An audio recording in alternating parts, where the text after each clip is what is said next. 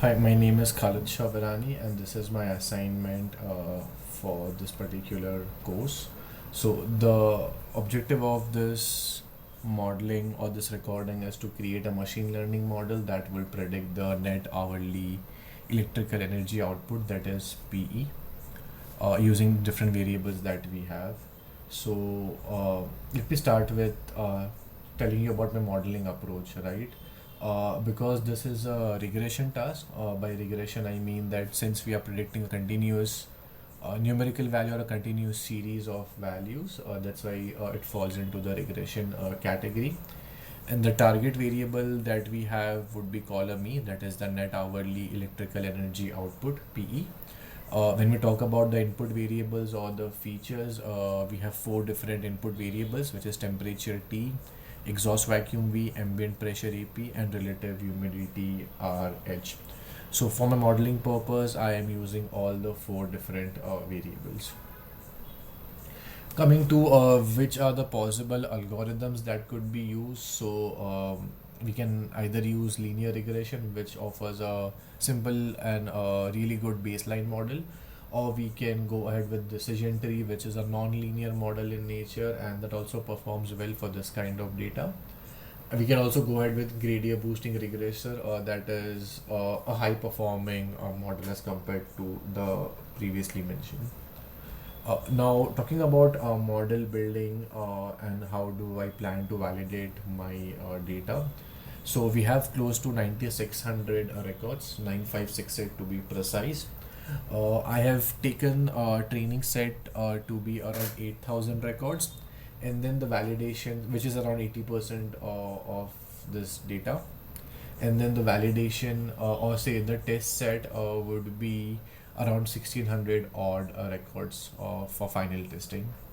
When I talk about validation strategy, the validation method that I have used for tuning my hyperparameter and comparing the model is a fixed validation set, wherein I would be using that 1600 records that I have taken to be as my validation set. Now, before going on, I have actually compared different models, different algorithms, linear versus random forest, and linear regression turns out to be more appropriate for this kind of analysis. Now, if I have to show how I was able to do it, so this is the output that I have got.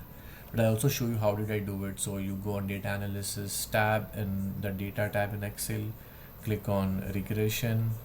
The input range would be your variable that you want to predict. In this case, it would be column E from row 1 till row 8000.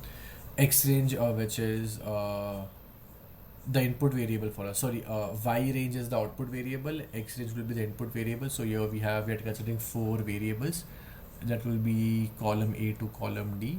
And then since our data set has labels, I've checked on the labels box. Confidence level also set to be at 95%. This is the output range that I have selected, and we also want residuals here. So this is how I get the output. My multiple R, or say the R value is 0.96, and my R square is 4.93. When I talk about standard error, that is 4.56. Yep. So I will be focusing more on R square and standard error here. R square is nothing but it gives it tells you about the proportion of variance in the target that is predictable from its features. Alright. So now considering the data that we have got here, you see we have all the data that has been predicted for all the entries. What I did is I have taken this data and I've pasted it just beside our previous data what we got in the data set, right?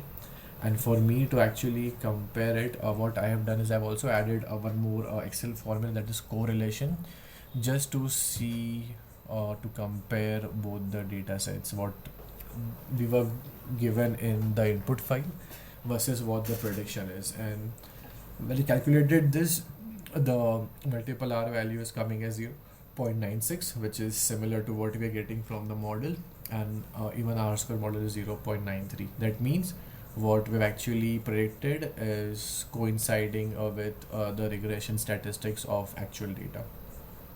Now, in terms of validation set, like I said, I have used 1600 odd entries that we have here as the validation set.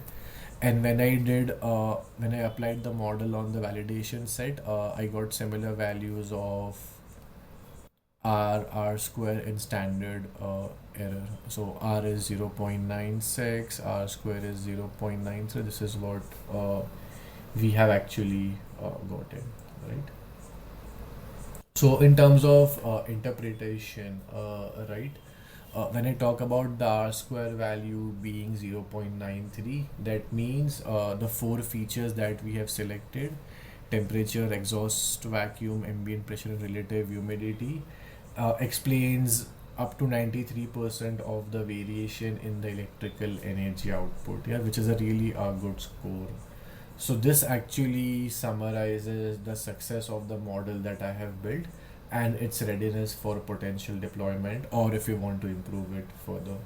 So thank you so much for your time and patience. Just to summarize, or I would say, I have successfully built and validated a linear regression model that actually predicts the power plant's output with an average, standard error of 4.56 and a R square value of 0.93.